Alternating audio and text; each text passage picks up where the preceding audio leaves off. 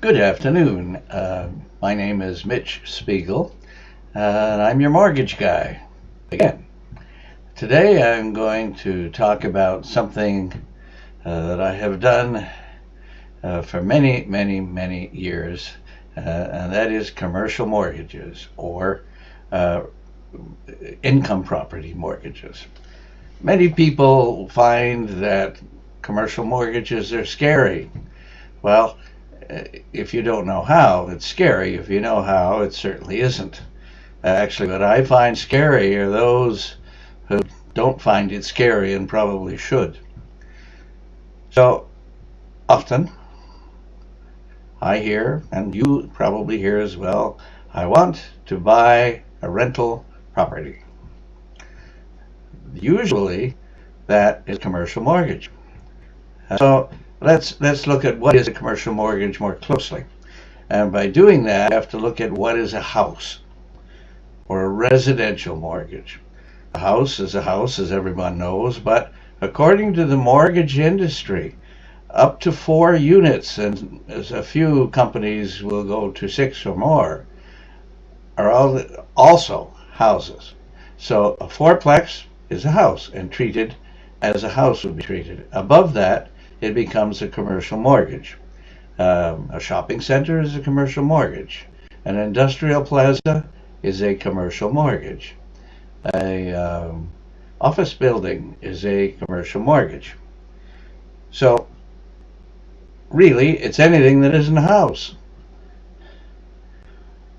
Commercial mortgages are valued very differently from houses.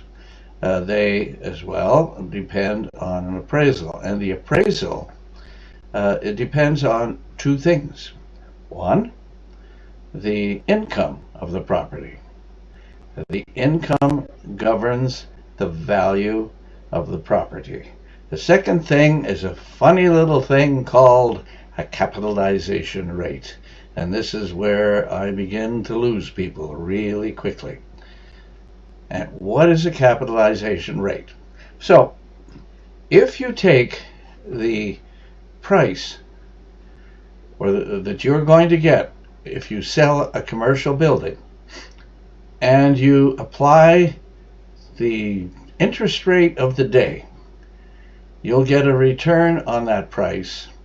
And if the capitalization rate is neutral, that is the interest rate of the day, it should equal what you were making on the property before you sold it. Fun, isn't it?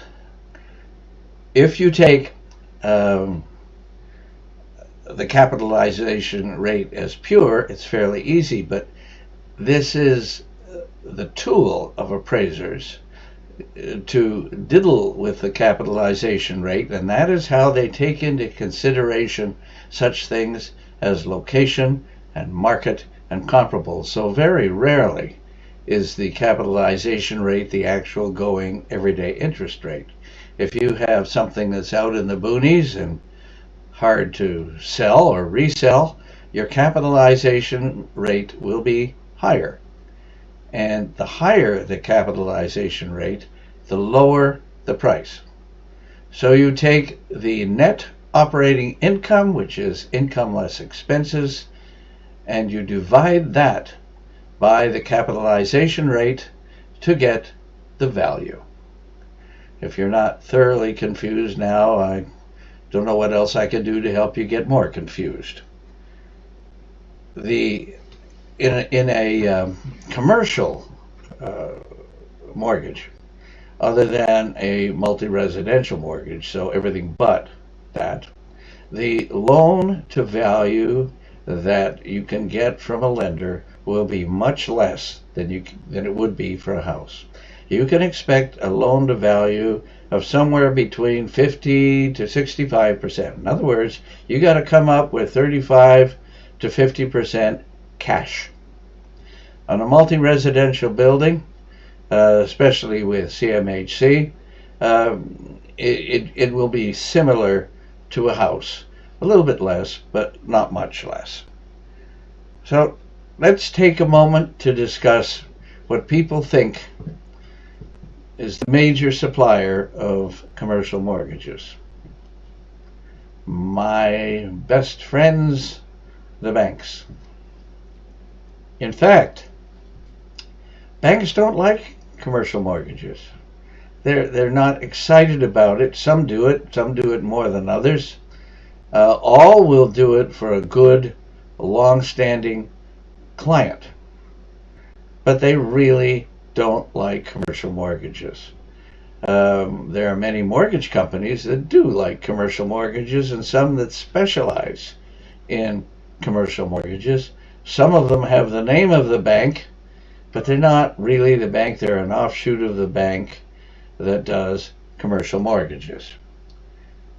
So it's best that you consult a professional.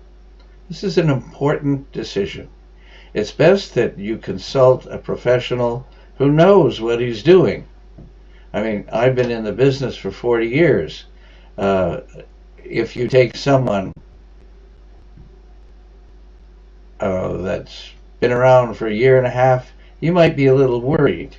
So find someone that you know and use a professional to help you make your choice. Thanks for listening.